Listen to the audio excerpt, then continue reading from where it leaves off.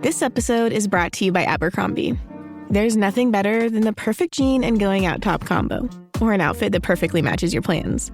Abercrombie's relaxed jean goes with every occasion.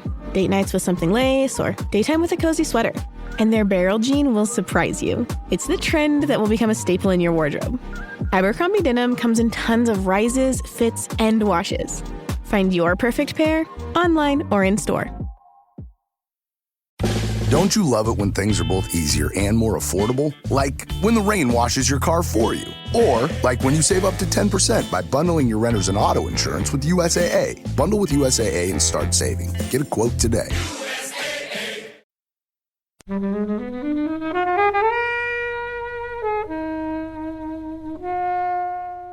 The layering of the script and the world and like how it all links together into like real sort of social terms is, I think, incredible. Because at the same time, it is also just like I was going to say fun. It's not fun, but it's not fun.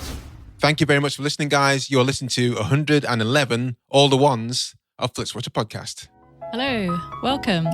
Joining us today in the Flixwatcher studio, we have Clarisse. Hi. Adelle. Hello. And as always, Kobe. Hello.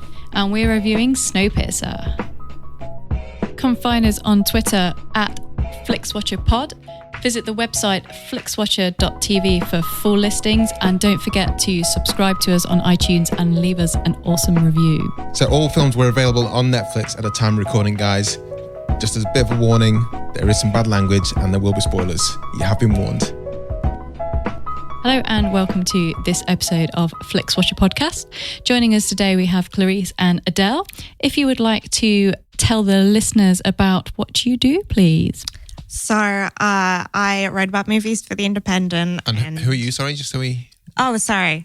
My name is Clarisse. I am 28 years old. And your national insurance number is? Sorry. I actually don't know off the top of my head. So that doesn't work.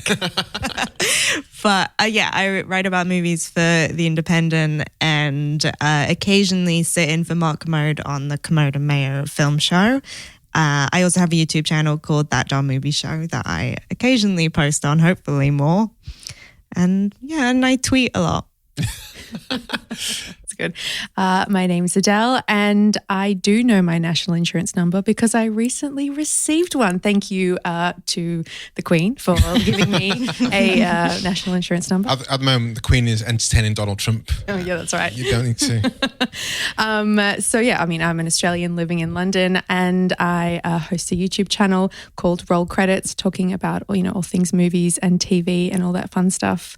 And also a new video producer at Facebook, which is fun. It's actually been really fun starting that job. So yeah. Well, congratulations. Thank you. Well done. That means you can spend less time on the films, doesn't it? It does. I'll be doing a little bit less on the film criticism side. But you'll have more money. So it's kind of swings and roundabouts, doesn't it? Yeah. I'll also be working on world domination at Facebook. So, So we are talking today about Snowpiercer. Sorry, I was saying, you gave away the secret. I know, yeah. Mark is going to kill her.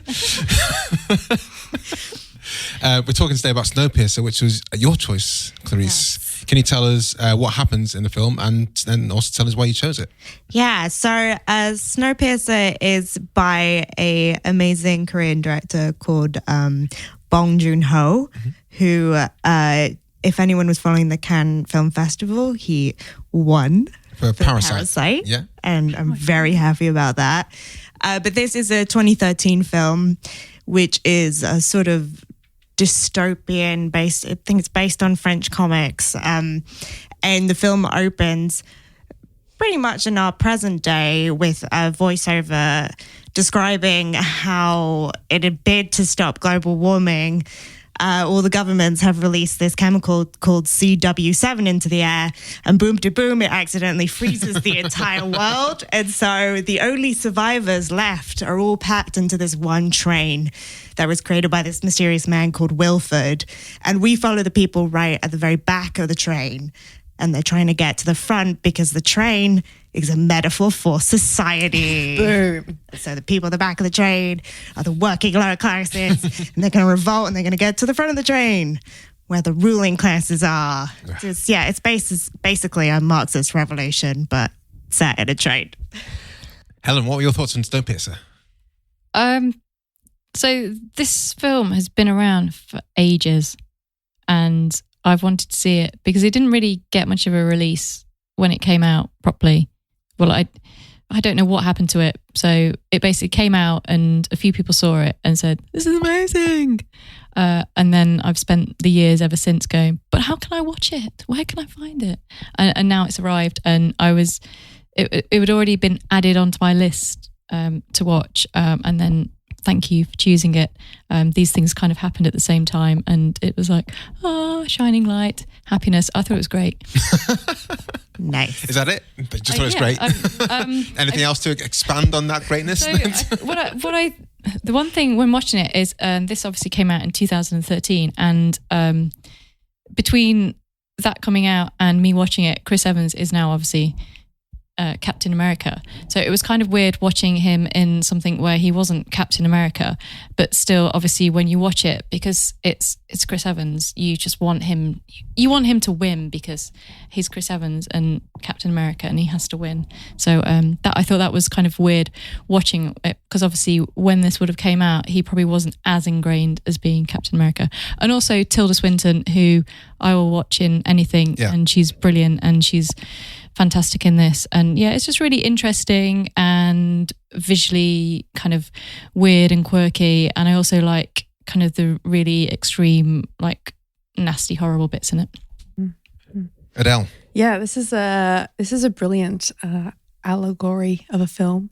I was going to add to what you said about the release. I do believe it had a Netflix release in the US, this film Snowpiercer, because it was acquired after its Korean release. And no, for the US, it had a Weinstein release, and Weinstein wanted to chop it down. And Bong was like, no.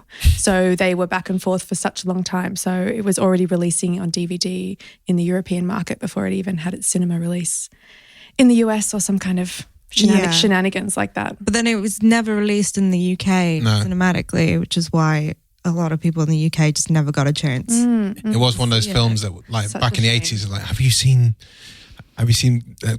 Texas Chainsaw Massacre? It'd be like one of those films that people, only the sparing few had seen it, but for all the wrong reasons. Special. Exactly. But with Snowpiercer, you definitely had to be in the know. To hear about this one. And I think it's finally coming on Netflix. I think it's probably in most territories, because there's now going to be a TV show. Right. Which I think Netflix are producing, because when you type Snowpiercer into Netflix, it shows both. So I'm assuming Netflix are at least hosting it, distributing it. I did not know that there was a TV show coming. Yeah, I don't know how it's going to work. Okay, interesting. Because each episode they get a stage, they get a carriage further. Yeah, because it's not. I mean, it's quite a long train, but it's not that long. But it is. It's a super long train, isn't it? It's a super long train. Yeah, but it's not like 15 episode train. I mean, it's kind of like Virgin Pendolino length, isn't it? I mean, no, it's longer than that, because they had on Virgin Pendolino, when you go around the corner, there's no point I could snipe on someone in the first carriage. And also, there's some points where the train was on the bridge over, but at the same time, you could see at the bottom. So I'd say like it's a mile long. I don't know, arbitrarily. But it's such a great setting. Films on trains generally are. Yeah, it's kind of odd, isn't it? Train to Busan is a recent favourite of mine. Source Code. Source Code, exactly. Yeah. I mean, Murder on the Orient Express is a classic one that people talk about, but it seems to be like an interesting setting for a film, and an enclosed space, but at the same time the scenery is changing all the time, and there's opportunities to see externally an interesting kind of vista. Yeah, and I think it's the idea of trapping characters in one location. Yeah. I mean, for Murder on the Orient Express, that's kind of how the whole plot works, is that no one can leave, and so that the murderer is one of the people on this train. Yeah. And so for Snowpiercer, it's almost kind of the same thing. It's like, this entire society is contained within this one train, and the one person who's ruining your life is there. Yeah. You just have to get to him somehow. And so I think the fact that this entire film is about a forward propulsion, I mean, really gives it energy, you know, if we're talking about stuff that is engaging, I mean, this film is it's kind of addictive in a way, because you're like, right, next carriage. It's like leveling. Yeah. And isn't it split? I mean, I'm not sure about exactly, but the kind of 3 acts are split, feel like they're split from like the rear of the train, the middle of the train, and the front of the train. And so it really does kind of give enough time, in equal amounts of time, to those sections. Yeah, there's definitely like something like that. I don't know. That's kind of how it felt on watching it. It might not be exact. Yeah, that makes, because there's this kind of the rear end of the train is very much the working class, like really oppressed section, and they're all in rags and dirty clothes and horribly tortured and having to eat like these disgusting protein blocks. And then you have kind of the middle section is like a middle class, because everyone's kind of well off, but they're still working, and they're still kind of working for the man. And then you have the front section where it's just like an orgy. It was literally an orgy. It is just an orgy. It's a big old orgy, because I guess that's what rich people do. After watching this film, every time I see now someone eating a protein bar, I just think one of those protein block things and go. Yeah, because it's not made out of cool stuff. Let's talk about the cast in this. You talked about Chris Evans, who this came out after. It came out after Captain America, the first Avenger. But he had been in films. He had been in films for quite a while. He was in Fantastic Fours 1 and 2, the terrible films. Wasn't he in Not Another Teen movie? It was in Not Another Teen movie, covered in whipped cream. Oh my goodness. So he was around and stuff, but I guess this is part of his chart to this really showed off his like acting chops, to use that term. I mean, I don't think I'd seen him his guns in anything so dark and gritty before. And he's got a beard, because everyone was talking about his Infinity War it's beard. Captain America beard. Well, he had a beard already, so calm down, everyone. You were just not watching Snowpiercer. But not fanatics. Not when it was Johnny's the Living Torch didn't have a beard, did he? The Human Torch didn't. No. He had one in flammable Scott materials. Pilgrim. Yeah, that's the other one I was thinking. Scott Pilgrim. Yeah. Exactly. It's like a small role in that. But it's such a great role. So good. It's kind of a mixed cast. It's a little bit weird, because it's kind of a little bit like, oh, there's loads of Brits in it, but then also America. So it's kind of got, it's really bizarre in that. I quite, Jamie Bell. I like Jamie Bell in it, and Ed Harris. Who didn't like Ed Harris and John Hurt in films? Yeah, for me a lot. Every single person came on the screen. I was like, is that Jamie Bell? Yeah. Is that Spud from Trainspotting? Is that kind of yeah, it is. And you talked about Tilda Swinton before, and yeah, she's great. I think like her and Toni Collette are like, when they come onto a film, they're just knockouts every single time. She's brilliant in this. She was great in Octavia as well. Bong Joon-ho's another film that's on Netflix with directed by him. It's just the cast is generally amazing, and also I don't know the name of the main Korean guy that helps him out, but he's in a lot of films in Korea. Kang-ho, I think it's pronounced that way, and he's been in most of Bong Joon-ho's movies. Memories of a Murder, he's in Host. Yeah, he's the main character, the host. Good. He's hysterical in The Host, and he's in Parasite, the new one. So he's kind of like his go-to guy. Yeah. Just because he's amazing, and I feel like every character he's played has been very different, and he's just nailed it every time. And Octavia Spencer as well. Octavia Spencer, yes. Yeah, see this cast. It's a really strong cast. Yeah. And that was another one. I was like, is that Octavia Spencer? That must have been definitely one of her earlier films. She had a decent role in this. You can say yes. Yes, I'm nodding. I realise nodding does not work for podcasts.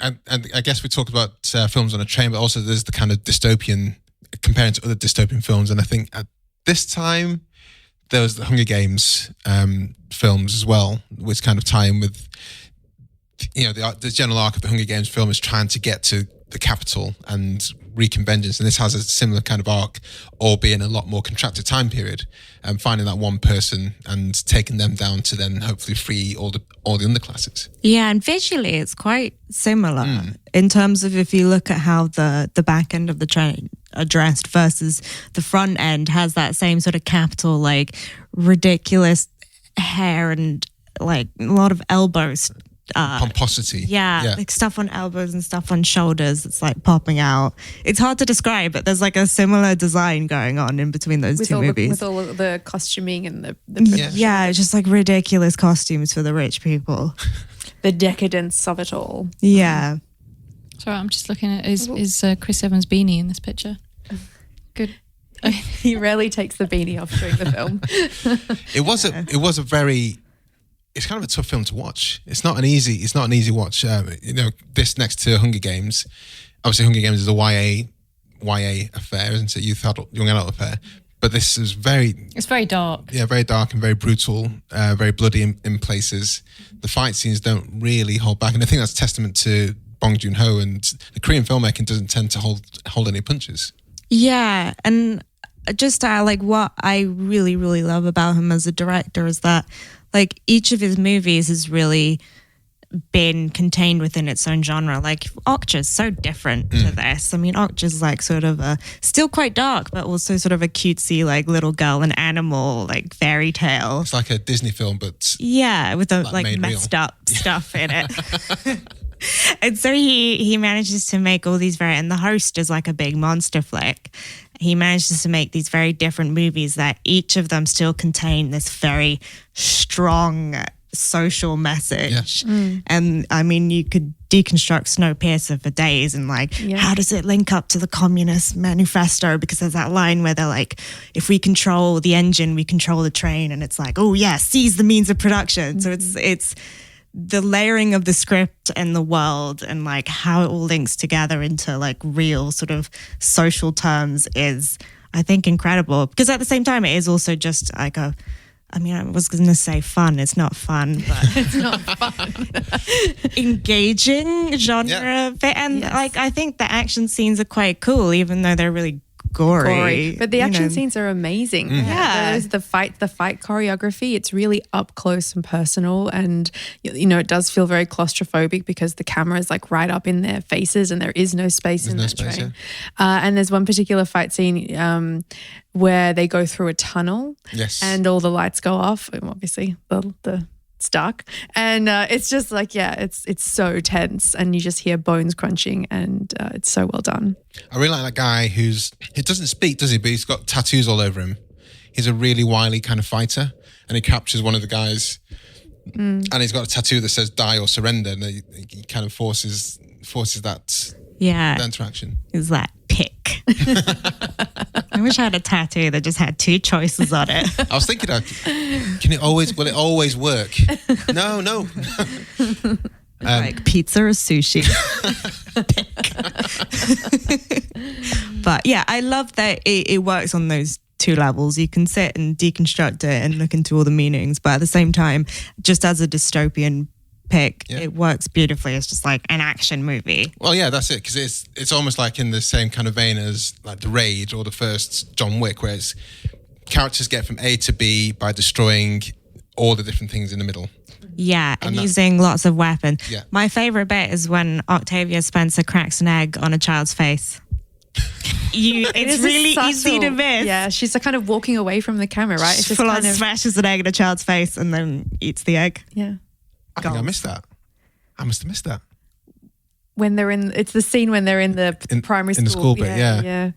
I might have to rewatch. And the eggs come through. Just to get that. Rewatchability factor. Well, it is. I think just went up a few points because you have to see the Octavia Spencer egg scene. This is also produced by Park Chan-wook. And how much do you guys know much about their relationship? Because I was trying to work out if it's the same kind of relationship with Alejandro Iñárritu and all the guys in Mexico. I don't know if the Korean film industry has that kind of supportive structure that the Three Amigos. What are the Mexican guys called? I think it is the Three Amigos. Yeah. Which I was worried was offensive, but apparently they call themselves that. Yeah. So I was like, okay. Well, it's just the three friends. Oh, yeah. Yeah. Of course. But Nice. isn't that like the three birds, the Three Caballeros? I thought they were... Never mind. I'm not sure. Delete this bit. It's going to stay in. But yeah, the Korean film has become a lot more prominent, a lot bigger, or at least Korean directors have become, maybe it's just these two guys. Yeah. They've become more prominent. I think in terms of like Korean directors who have been able to make a name for themselves in the West. I mean, those must be the two big guys. And so I assume on a level, it's just like they're famous enough that they can work together. They're like, you're famous, I'm famous. Let's do get this. together. I don't really know the story beyond that. Well, no worries. Okay, let's head to the scores then.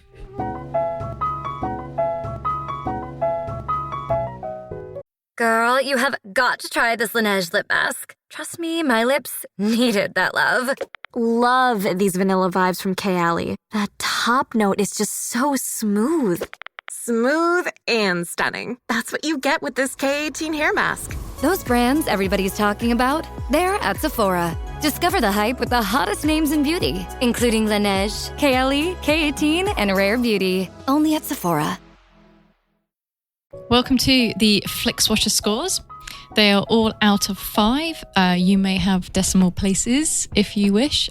Lowest you can go is 0, no minuses, please. And we will start with you, Clarisse, with the recommendability score. I mean, 5. I just love this movie. I'm a bit of a Bong Joon-ho, like, super stan. So just to warn you guys. A super stan? Yeah, I stan him hard. What does that mean? I just love him. Okay. Stan like the Eminem song. Oh my God, I've never heard that. No, neither have I. Oh, I'm on the internet too much. It's like a teen thing. You stan somebody. Where's your accent from, by the way? Oh, so I was born in the US and then I moved to the UK when I was like 10 and I just sound Australian for some reason. A lot of people do say you're Australian. Yeah. Everyone thinks I'm Australian. I'm Australian. So do we? And But you were like, no, you're not one of us. Yeah. And I've like, never been to Australia. You're kind of like my first proper Australian friend. Oh, thanks. So, I mean, I think there's more shame on me for not having met more Australians. Yeah. But it's still a cool honor. I will take that honor. Thank you very much. And on that note, recommendability from me. I would definitely recommend this film. I think it's pretty incredible, but it's probably not for everyone because it is quite gory. And I would say I'd give it a 4.5. 4.5. Helen? Yeah, it's an interesting one, isn't it? Because at one hand, it is kind of like an action film. Yeah. And then also it's kind of, multi-layered comment on society. And then also it's really fucking weird in places. Just Tilda Swinton generally. Yeah, and then the bits like where people have their limbs burnt off by the extreme cold. Yeah. Fun Isn't times. That crazy. What a crazy way to punish somebody. Yeah. Stick their arm outside. And if you've wait ever till it freezes off. got your finger stuck to a pole, how painful that is. Imagine that in your whole arm. I like that story where Chris Evans' character was talking about when they first got to the back of the train and had to cut off other people's hands and they had to eat the weak first and then eat the babies. Yeah, he's like, he said that he hated himself because he knew that babies taste best, which is an horrific thing it's horrific, and he says it in such a sort of sad, introspective way, and he's saying this really violent stuff, and it's such a disconnect, and it's really moving. Kind of his reason. It's like, I'm here because I ate a baby once, which is a pretty good level of guilt to be working through. So it makes sense. So sorry, your recommendability score, Alan? 4.8. Oof. Should say you never used to go past. You always used to go for the round numbers. I think I'm balancing it out because you've been quite sort of rounded with your scoring, and I feel that we're missing some random decimal places here and there. Sure. I'm going to go for 4.231 here because I think it's a great film. It's annoying it's taken so long to watch it. I knew I was going to watch it at some point though, and glad it came to Netflix and glad that you chose it for us, Clarisse. I haven't seen many Bong Joon-ho films, but I will see. Have you seen The Host? I haven't seen The Host. I haven't seen. I'm looking forward to seeing Parasite. And we've reviewed before Octavia, yeah. So we've done that one. But it's clearly someone who you need to keep an eye on, and any film that comes out. I didn't even know The Host was by him, so that's probably one of the reasons I haven't watched it, so I need to get on that case. It's quite hard to find, I think, as well. Well, this is probably the thing, isn't it? Yeah. Anything that's not Okja is quite hard to find. Well, Okja was a Netflix release. Yeah. Yeah. Wasn't it? Which is like, thank you, Netflix, for finally allowing us to watch Bong Joon-ho. Well, this is the thing, is that's what internet. annoys me about the industry being all up in Netflix's face, because The Irishman, which hopefully is amazing, wouldn't have happened without Netflix. Roma, which is amazing, wouldn't have happened without Netflix. True. So I don't know why they're so against Netflix when they're producing films which are just awesome, which the rest of the industry wouldn't do. And I don't know if Octavia would have been made without Netflix, but I'm going to do a horrible name drop, but I interviewed Bong Joon-ho, Octavia, and he explicitly said, yeah, he would never, no one was going to give him the money to make that movie. Because, it's the animation. Yes. And it's the CGI work that had to go into Okja, the creature. It's cost a lot of money in terms of like taking a chance on a weird animal film. And it's too much of a business for other people, isn't it? Yeah, I mean, it's just, they're just scared. Yeah. I mean, it's just a lot of white old men just going, we don't want these creative people making films that we can't control. Well, I think when they look back to the films that literally sank studios like Waterworld and the Cutthroat Island, those are shit films. They sound like shit films anyway. So we need to start keep Netflix going and Amazon Prime to a certain extent. We just need more of these films which are, how can they not make a film by Martin Scorsese featuring all of his like heavy hitters? I know. What's the matter with you? Yeah, I guess it's just the cost, because you know that everyone in that movie asked for some money. But I think that's the good thing about Netflix, is that they don't really just have throwing that cash in the air. Yeah, make it, guys. Let's go crazy. Because they have more of a steady income, I guess. So they're just like, I want to see it. Cash. We want to see it. Bong Joon-ho, have some cash. Go for it. Like, they could take the risk because, A, it doesn't really affect them that much if no one's watching the movie. And B, they also don't release their statistics, so no one will know. Also, if you've got a Netflix subscription, if you watch a bad film on there, you're not automatically going to go, right, that's it. I'm never going to subscribe again. You're just going to go, thumbs down, next one. And don't recommend. Yeah. Don't come on here and pick it, please. Repeat viewing score. Just out of interest, how many times have you had the pleasure of watching this? I think this is my third time watching it. How did you get it the previous times? I would rather not say. Dodgy guy in Camden. Don't phone the police. I mean, because it wasn't available, so I just had to find it by my own illicit means. I'm not going to ask you how he did, but I do think generally, if you can't find a film by means which through the normal channels, and you would happily pay through those channels, the normal preferred way, then what's a cinephile to do? Yeah, you could say I was forced to commit a crime. Entrapment or something? No. Okay. Well, I don't know. I want to give it a really high score just because I think it's such an incredible movie, but I feel like most people are not going to be putting Snowpiercer regularly on. It's not really much of a comfort movie. It's all about your opinion, not the other 7.1 billion. I'm definitely going to watch it many times again. So I'll give it a 4.5. That seems fair and just. That seemed very diplomatic. I could see your mind going a million miles an hour. Just I would thinking so about get that. to the front of the train. Would you? I'd talk my way to the front. Would you? But hey. Just using your own conversational skills. Yeah. Let me past. Okay. Look, I am a shoe and I do belong on the foot. But my legs are really sore. Just thinking if I could just take a little stretch. Just a little saunter. And then bang, you just sprint to the front. Hey, sushi month. Well, yeah. You could be like, you could make a sequel. Snowpiercer 2. I did it, but easier. Snowpiercer 2, the shortcut. Yes, Adele. Okay, for me, repeat viewing, yes, I don't think it's something that you kind of need to watch, multiple times. I don't think because it is. But now I'm just convincing myself the other way. No. I'm gonna stick. I would give this one a 3. 3. Mm-hmm. Helen.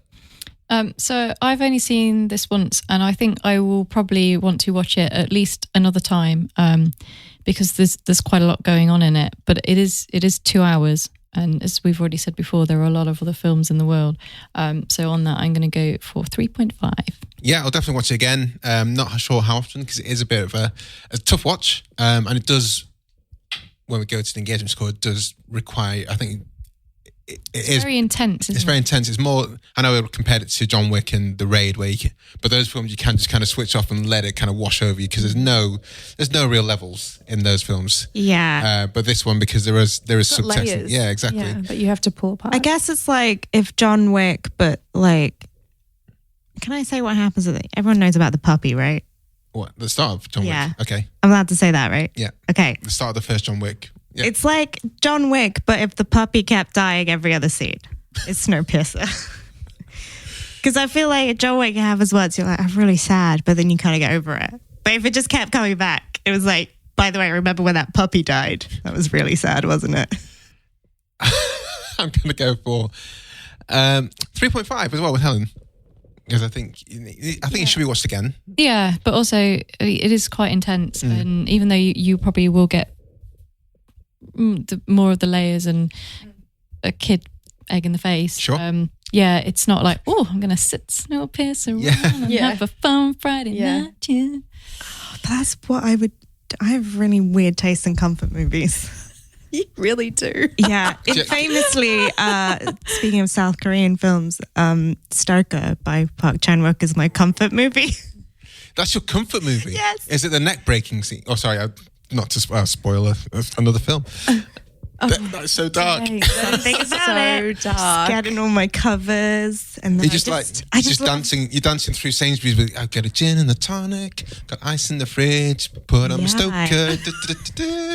I mean, Friday night's all right. Film, but that is not even like in the first Friday 100 night choices of what I'd eating some feel pizza. like just throwing on in the background while I'm doing my laundry. Something about that scene where Nicole Kidman's like, I can't wait for life to tear you apart. Really comforts me. I'm like, other people go for Rocky, maybe. Yeah. Yeah. You're the best. And that's Karate Kid. That's also a great comfort film. You're the best. Small screen score. Clarisse. Ooh. Yeah, because I have obviously never been able to see it in the cinema because it was just never released here. So I feel like I'm missing something from having only ever seen it on the small screen. But some of those fights are so amazing. It'd be great to see those on the big screen. Yeah. I think that the fight in the tunnel, that would be great to see on the big screen, for example. I think that would be really nice seeing when it's all blacked out properly, but you can only see the green glow. Yeah. I mean, as much as I don't want to hurt my beloved Snowpiercer, I might have to give it a 3.5 because, yeah, but you don't have any choice. So yeah, I know. What are you going to do? You see it on the small screen or you don't see it at all. Yeah. I'm going to follow suit on that one with you. I'll go 3.5. Helen?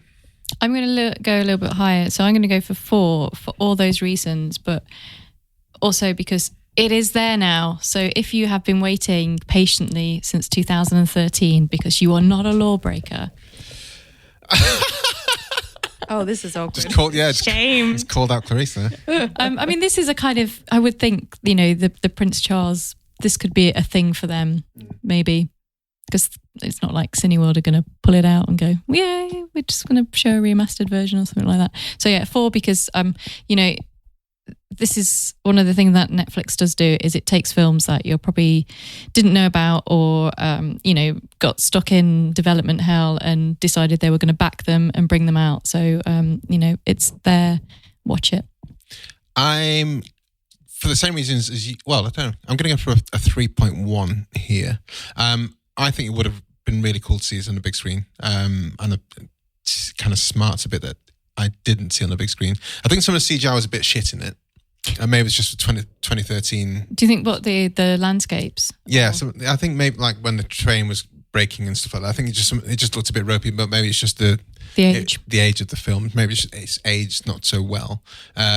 But I think it would have been really nice because some of the sweeping landscapes and some of the scenes, like that fight scene in the dark, was really cool when it just kind of lit up when they got all the fire torches and stuff like that, and it became like a big thing like that. So I think it would have been really nice to see it on the big screen. But hey, we can't. So, but yeah, 3.1. Engagement score. Clarisse. 5. I'm bringing my. Yeah, I feel like I've hurt this movie by not giving it 5 across the board. Well, No. the scores are set in stone now. Truth, though. My Speaking the beloved truth. baby Snowpiercer. Adele. Engagement. I mean, you have to pay attention to this film, which I think is a good thing. I like films that kind of demand your attention and kind of like, even though it's kind of all there, all the layers are there for you, you do have to think a little bit harder to get the most out of it. So is that high engagement? That's Yeah. Yeah. If you weren't playing on your phone and stuff like that at the same time. Yeah, let's go 4.5. Cool. Let's do it. Helen. So you all know how much I love films that are an hour and a half. I love films. But also, you just like, if the film's good and it's 2 hours, you're happy with it. This film's 2 hours and 6 minutes. I did not notice that it was 2 hours and 6 minutes. And I didn't even make any notes. I was that engaged in it that I just was completely, I need to watch everything and take everything in. So a 5. If I could give it more than a 5, I would, because I was completely, what's going to happen? I think it pulled me all the way through because lots of things did happen. Like halfway through, I suddenly forgot that those 2 kids were taken away, and then it became like, oh shit, what's happened to the kids? Well, you haven't even resolved that side of things. And when you do see the resolution of that, you're like, fucking bastards. So there's a lot of things that pull you through. But I guess I think I did kind of disengage in places because I kind of lost the track of the points of the notes that they were in those little metal pellets. So I kind of like, oh, did I miss something here? Because I thought they were just like a simple note to send to the guys at the back, but it seems like everyone's sending the notes. So what's so special about these notes? So I feel I kind of missed a few things in the film, just generally as well. I don't know. But that's going to lead to a 4.1, I think, overall, for me, for engagement. And that gives us an overall score of 4.10819. Yeah. Strong. Anything over a 4 is really good. It's bang tidy here. We reached out to the guys on Twitter, as we always do, and I think this is the biggest reaction we've had to a film ever. Wow. We should have a jingle Ever. for that. And as we always do, guys, do follow us on Twitter at FlixWatcherPod. We say we're reviewing Snowpiercer in this case, with Adelle Drover and Clarisse Loughrey. Have you seen it? Give us your thoughts from an on-air shout out on Flixwatcher with a 5-star rating, and do us a solid with a retweet. So we're going to try and chuck through these guys because I think it's like 20 million of them to hear. Clarisse, you want to take the first one? So this is from Scheitgeist. Saw it on a long haul flight. Oh. What? International. In the air. Yeah, international. Yeah, tell us. So I saw it on a long haul flight years ago, so possibly not the ideal viewing experience. Wears its allegory on its sleeve like any B-movie should. 4 choo-choo trains. Nice. Adele, do you want to take the next one? All right, this is from Top Film Tip. Aboard post-apocalyptic train, underclass revolt in bug jelly scoffing hedonist haranguing insane acts merely fun. #Snowpiercer. Imaginative and original SF with a transformative performance from Tilda Swinton. This is 5 rain clouds out of 5 choo-choo trains. I think there'll be 5. I think there's snowstorms. Sorry. Yeah. Of course they are. Helen. So the next one is from the Superiority Complex, and really like this one. And is that 3.5? 3.5. I haven't got my glasses on, sorry. 3.5. It makes a great double feature with Train to Busan. If he says he really likes it, but 3.5, that doesn't kind of tally. What is a film that he hates? Yeah. Or really, really likes. Clarisse. This is Death by Film podcast saying, such an imaginative treat. And if you haven't seen the Wonkaverse theories, look it up immediately. 5 stars. I don't know what I know what this refers to. Please. So on YouTube, there is a video that theorizes that Snowpiercer is a sequel, in fact, to Willy Wonka and the Chocolate Factory. Yeah. It is insane. And are the arguments convincing? It's very convincing. I highly recommend It's like a 15-minute clip. Sequel to Willy Wonka because it was Charlie and the Great Glass Elevator. Just watch this. It's brilliant. I don't know if I'm going to be convinced. Oh, you'll be convinced. But Willy Wonka's like pro-capitalist, isn't it? It's like, watch this video. Come children, YouTube run this company. Helen. Sorry, who's next on there? I think this. All right, I'll take this one. I have so many questions. Podcast says, I just watched this on Friday. I loved it, but it's pretty weird. Didn't respond to the number of stars. Oh, they shouldn't get a shout out if they don't give stars or emojis. Give us stars. Helen. So this is from Sudden Double Deep. Snowpiercer boasts the greatest Chris Evans performance. Admits a wealth of awesome performances. Bong Joon-ho is a master at work here. And then we've got, I can't even see what those little 5 emojis shoes. are. 5 shoes out of 5. Wow. Brilliant. Clarisse. This is Cooking with Grief podcast.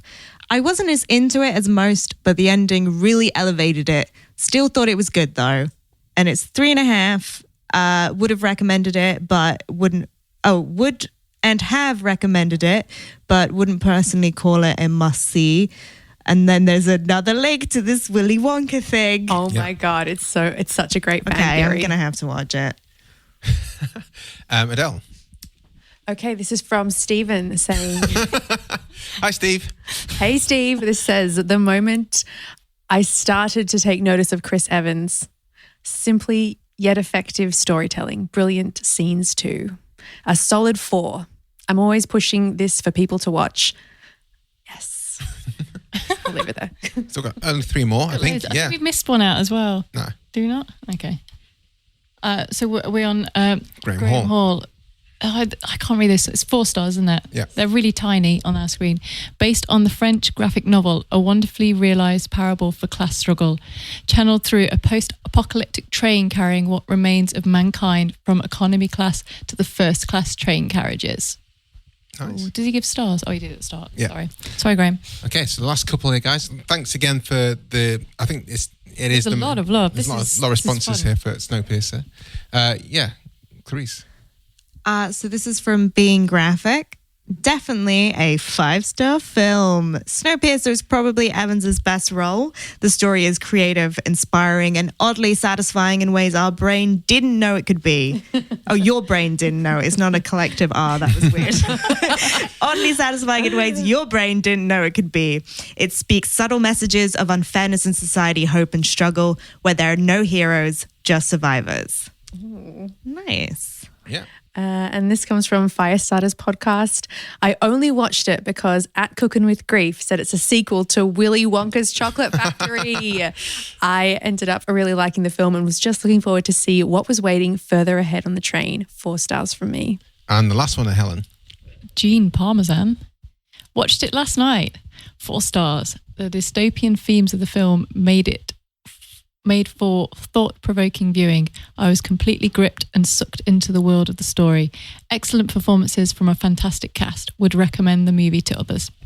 Fantastic. Wow, really good comments there. Yeah. And interesting, like they're all going like Chris Evans' best performance. So What's your Chris Evans' best performance? Oh, it's got to be Captain America, hasn't it? Yeah, but which one? Just collectively. No, you got You to have to The pick a whole film. body of Yeah, of Marvel course you got to work. pick one. Winter Soldier. I'm thinking Winter Soldier. That's the correct Because answer. Civil War's not really Captain America. It's more like a Avengers interim, isn't it? I'm thinking Winter Soldier. Or is it Endgame because he was the saddest? And he had a beard. Not an Endgame. Oh, he shaved it off, didn't he? Oh, yeah, that's right. I did like his. So sad. He Spoiler. shaved his beard. Yeah, Spoiler.